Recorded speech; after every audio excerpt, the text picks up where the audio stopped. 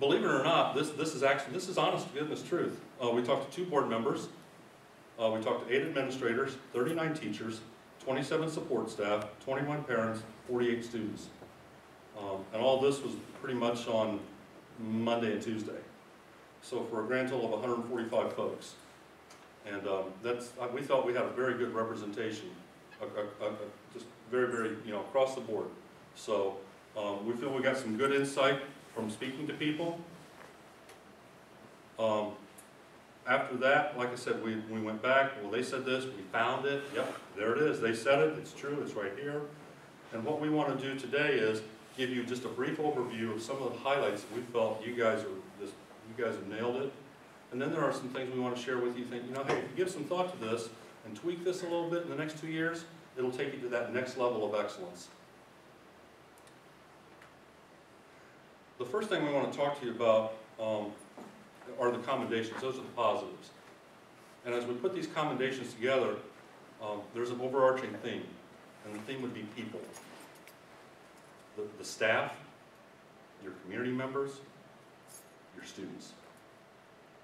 And the staff is caring. They promote positive, nurturing environment for your kids. The interviews with the kids and the community stakeholders, a strong belief that they care deeply about the success of your kids. So when you think about meeting the needs of all kids, of all individuals, that's something I think you guys kind of live by, and you certainly have demonstrated that. Teachers are willing to spend extra time to help as needed. They also mentioned teachers many times spend resources out of their own financial coffers. Staff is committed to student success. The one-page plan, or the big, hairy, audacious goal, which drives that vision, you have some very, very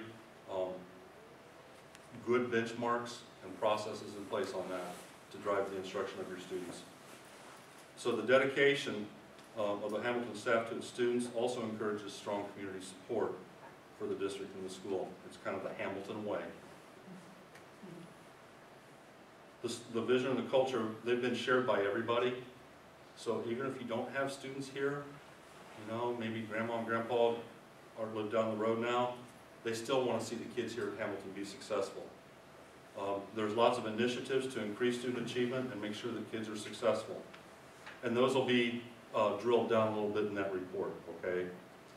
The initiatives include a very, very robust intervention program across the board.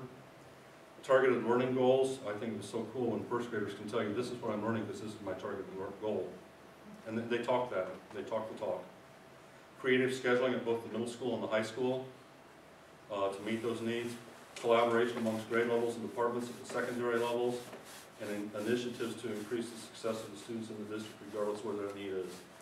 We meet the student where they're at, as I believe I heard a staff member say that. We meet them where they're at.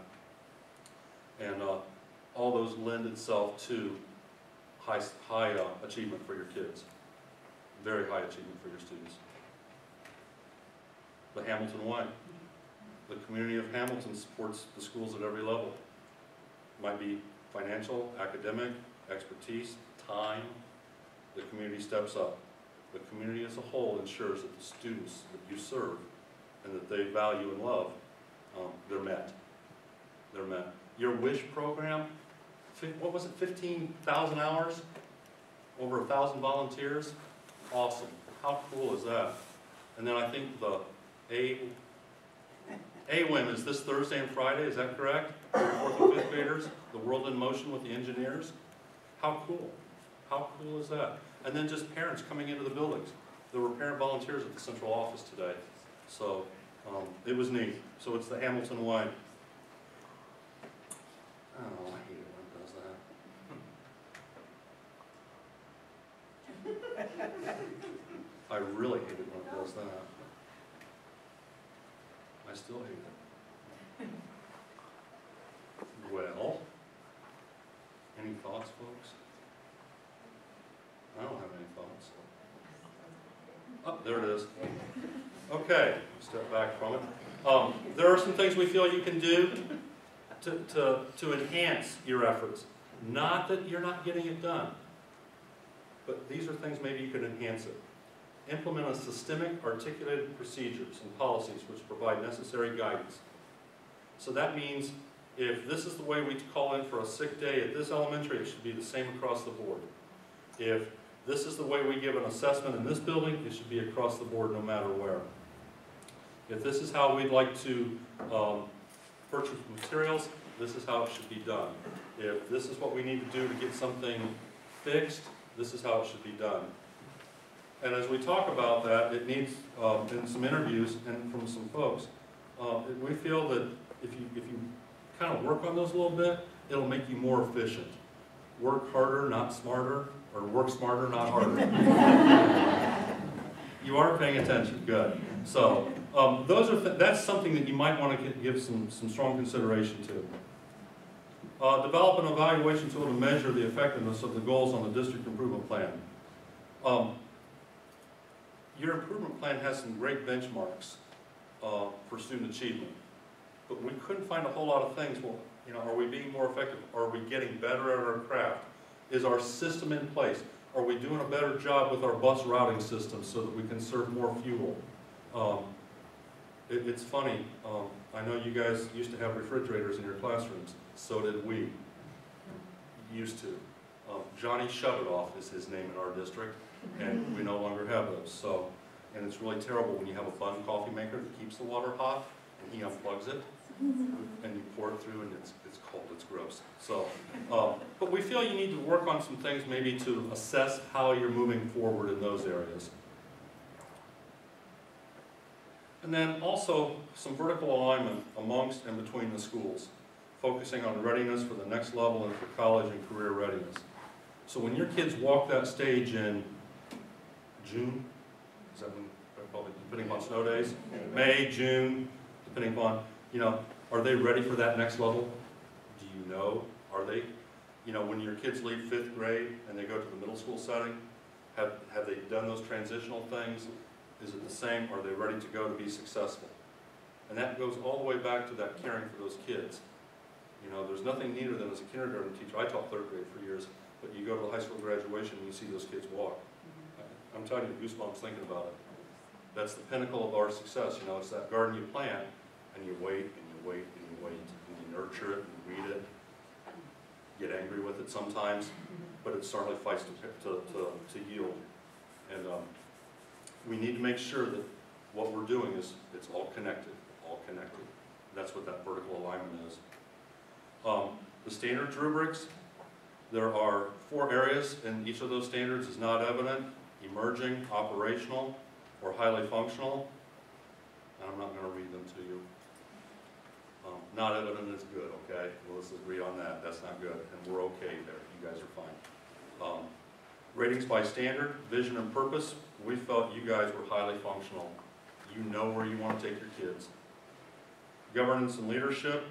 We feel that you guys do a great job with that and bring many, many things to the table, your leadership and governance. That does not necessarily just include David or the building level principals. There are teacher leaders. There are student leaders. That's everyone. Teaching and learning, that's kind of the crux of what school is all about. Operational. Your data, how you use that is operational. Your resources and support systems are all operational. They're doing a great job. Stakeholder communications and relationships, operational, doing a great job with that. And commitment to continuous improvement, you're doing a great job with that. Now what does all that mean? Well, it's kind of like when you get that checkup at the doctor and they throw all those numbers at you and you're looking at it and we all understand the bill, but we don't understand what we're getting billed for. So what this means basically is, are you guys basically to a point that your school is effective and can be recognized as working their way towards excellence? You're excellent now, so it's that next level of excellence. So what happens is, we rate these and you have 1 highly functional, 6 operational, no emergings, no not evident. And then you take that, and what happens for accreditation is, there are varying degrees of accreditation to deny or drop it, probation, warrant, on advisement, accredited, or just accredited, I'm sorry. And what happens is if you have all at operational, all those standards are gauged to be operational or highly functional, you're awarded full accreditation, which we're pleased to say you guys are there. So congratulations. Give yourselves a round of applause.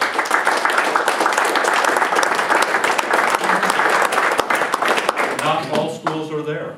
Not all schools. All you have to do is read the paper. You'll find a school in every paper across the country today that's having some struggles. So our recommendation will be that you are awarded full accreditation. Please understand that's a recommendation.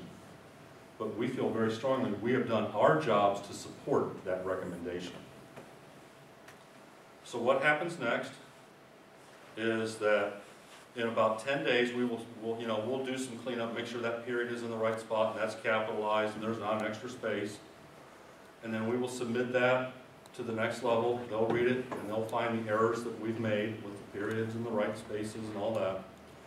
And then they will take that to the AdvancED Commission. And they meet now in Michigan. I'm not sure when they do it in Michigan, to be honest. I think they kind of do that twice a year. So chances are you guys will get in on that. And they'll review our recommendation. And then they'll be contacting David to reaffirm that, yes, you guys are on your way to excellence. Like I said, you get that report. You'll have that in 30 days. It is a public document.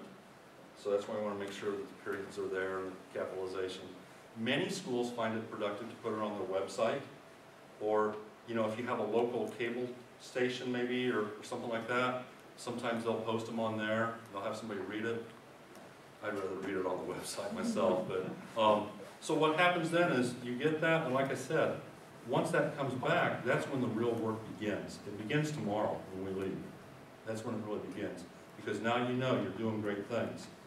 Now you know, hey, there are some things we can tweak. So, we want to thank everyone. It's been a wonderful 3 or 4 days for us. We've enjoyed it here. Your hospitality, special thanks to Barb. Barb was wonderful to us.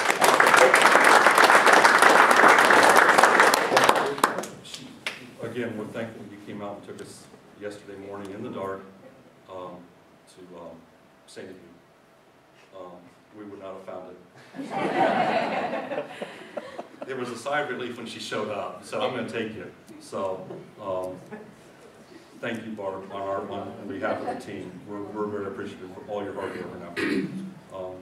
Your efforts, and I'll say this anywhere I go, it is so hard to be in education today. And as I shared with your small team, public education sometimes takes hits. And I had a teacher tell me a couple of years ago on a visit, said, the public education, maybe the problem's not with the education, maybe it's with public. I don't know. But the bottom line is it's hard to be a teacher, and you're to be commended for your efforts. And congratulations. Not all schools choose to get better. You as a school have chosen to get better. So kudos to you. Leave you with just a couple of things. That's the advertisement, okay? Let's get to the good stuff. This is something that we took from kids the other day on Tuesday. My mom chose this school for me because she thought it was a good school for me.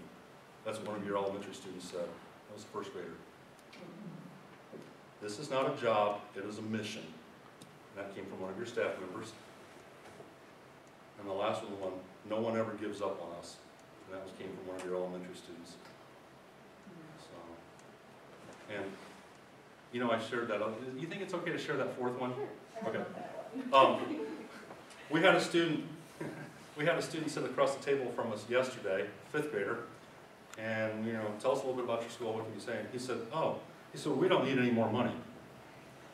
And I thought, I've heard a little bit about some money issues here. I said, oh really? What do you need? And you know what he said next? He said, our teachers take care of us. And I think, I'm serious. That happened yesterday, 5th grader. A couple of you know the first name. I don't know his last name. But that speaks highly of you as a school district when the kids say our teachers take care of us. So good luck to you in your efforts. I hope you have a blessed year, and God bless everyone in your efforts to help kids and make them excellent. So thank you much. Appreciate it.